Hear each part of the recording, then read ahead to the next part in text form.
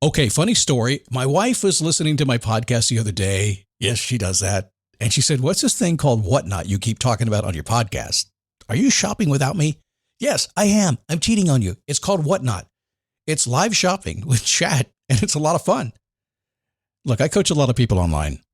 I coach people to make money online. Most don't know how to do it. And I have been telling a few lately to go to Whatnot, see what they're doing, and give it a try. If you're a Whatnot seller, you really shine, and your people find you. And that's a big deal because if you're selling online, they need to find you for you to make money, right?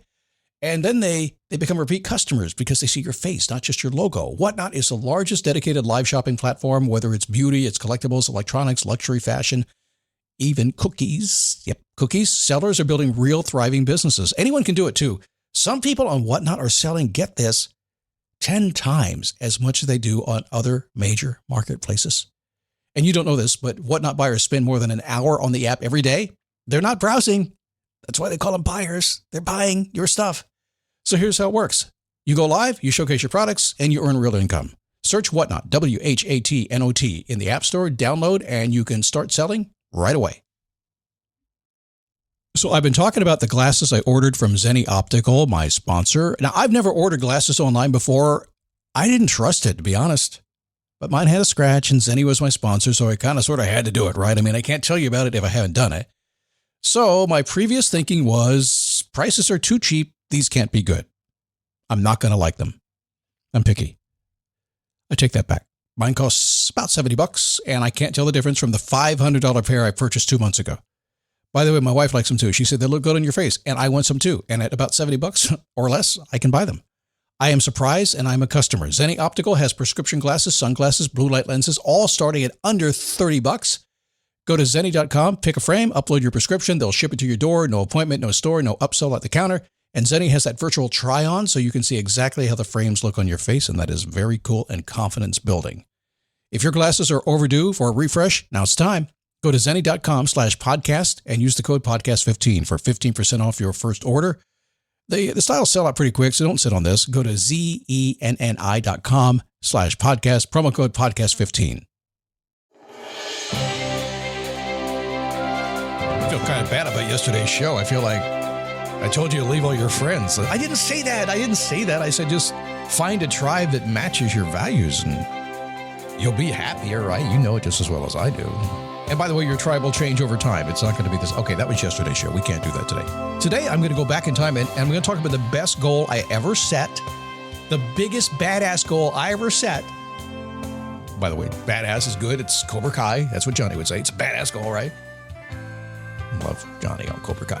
Nonetheless, I set this goal that everybody looked at me and they said, you are weird. What are you doing? That's stupid. That's silly. Let's not set that goal. And it was the best goal I ever set. But when I got there, it was the one that paid off absolutely the least. And yet I'm so glad I said it. What a tease. Coming up. It is a daily boost from motivationtomove.com since 2006. I stepped into the studio. I recognized that, you know what, people could use a companion, maybe in the morning, before anybody had done this. I was really one of the first out there. Still one of the only daily shows that does this now, 5,000 plus episodes, but it was very simple. Life is tough sometimes. I'm a positive, optimistic guy. I don't look at it in a negative way when I say life is tough, because I've had the question, why is it tough? And one day I just woke up and I said, because that's how it is. Okay. So we deal with it. But I just recognized a long time ago, this may help. So we stand up, we take a step, we repeat, we keep going till you get what you want, and we just don't stop till we get there.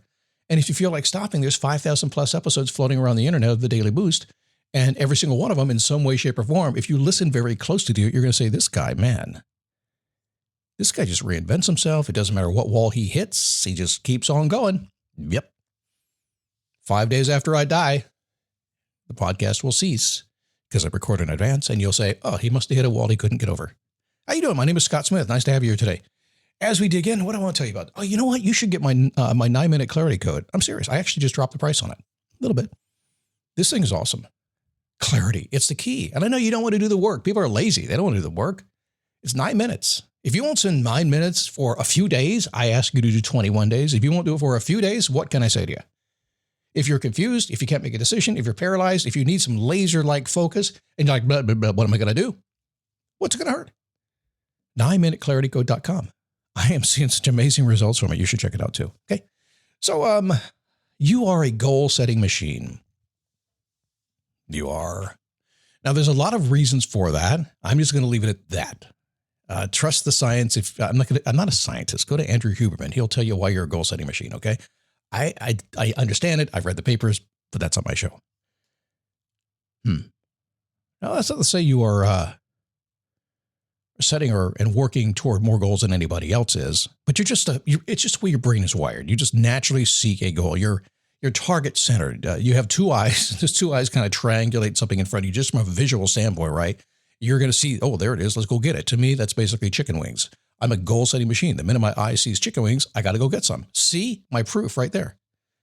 But in a lot of cases, it can leave you feeling kind of lost. Goals are really interesting. Goals will drive you to the end to get you what you want. The goal has to be big and over the top. It has to solidly mean something to you. The science is so strong about goals these days, but one day I set a really bad goal. Well, everybody thought it was a bad idea. It was 2006. It was a life-changing moment. It happened in the middle of the night.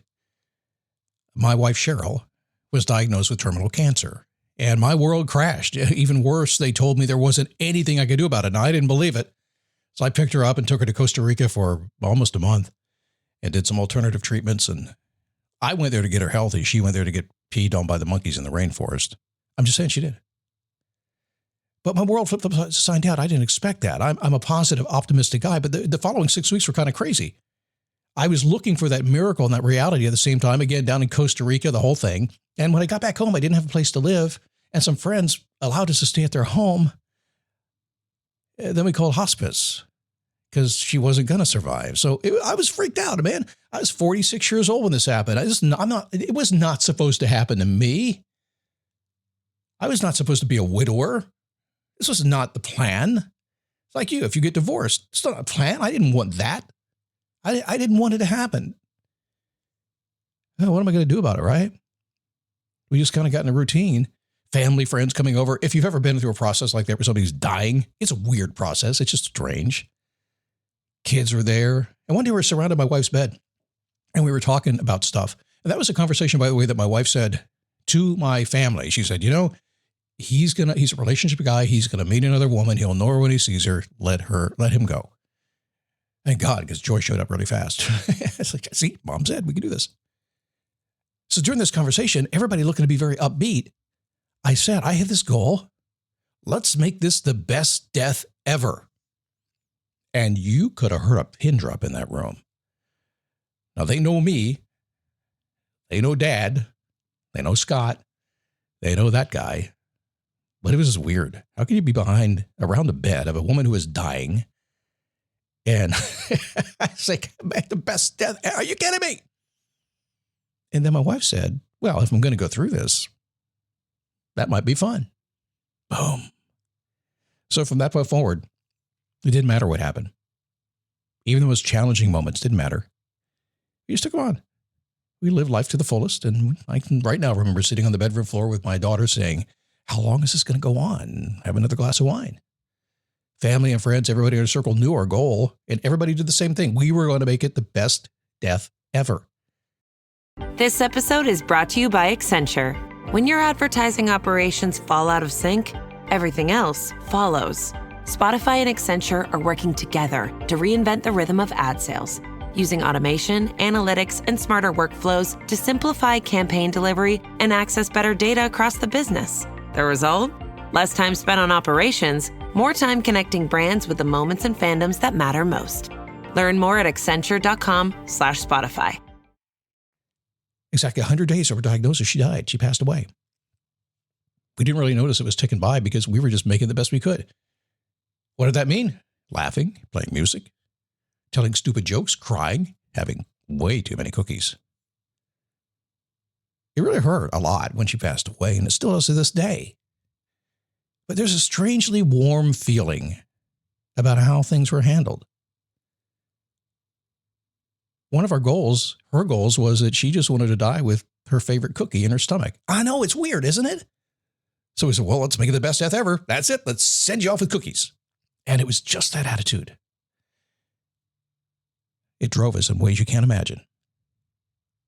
It took an impossible challenge that you just had to get through. You couldn't walk away. Many people said, you could have walked away. And I said, you're right, I could have, but I didn't.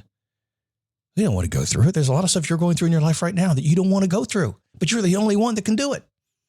You're the only one that can stand up, take a step and repeat and get it done. There's nobody can do it. It is on your shoulders. You can give it up to God if you want to, and that's fine. But I tell you what, a long time ago, sometimes you ever feel like you give it up to Jesus and Jesus gives it right back to you. It's like, okay, not sure how that was how the game's supposed to work, but I guess I can do this. Let's go. Sometimes it happens, doesn't it? You're the only one. It wasn't even a goal you wanted to set. But you have a way of living. You have a way of believing. You have a heart inside you wants to feel a certain way. And you're going to step up, be bigger maybe than everybody else and lead the way. And set a goal that sounds silly, but at the end it feels warm and fuzzy and you're sure glad you did it. And I will tell you, it is the most satisfying goal I've ever set, and the one that was a total, complete surprise because, spoiler, I don't know about this, but she died. And that kind of sucked. Didn't matter. Because goal setting is not about the destination. It's about the journey. Yeah, I said that. I'm the first guy to ever say that, by the way. The first. Nobody's ever said that. Come on. But it's true. I mean, listen, guys, let's not be super smart here. Well, let's be super smart. If you hear something a lot like that goes on for millennia, millions of years, if you hear that if you read it in every single spiritual book you read, you maybe got to look at it and say, yeah, they're right. But I got to get over there. I want to go to the destination. I'm sure you do, but it's not about that. There's a lot of scientific reasons why that's the case, but now just go with it. Okay, just give up and go with it. Yeah. All right, crazy story today. Some of you may not have heard that story. Absolutely true. I have pictures to prove it. And I smile really big when I tell the story today. But it has been about 18 years, so it's been a long time. All right, let's get out of here. Tomorrow, I'm going to talk about some communication skills I learned at a Hard Rock hotel. It's really a strange moment. Let me share that with you, okay? Go to 9minuteclaritycode.com. I tell you, in about an hour, you'll think differently.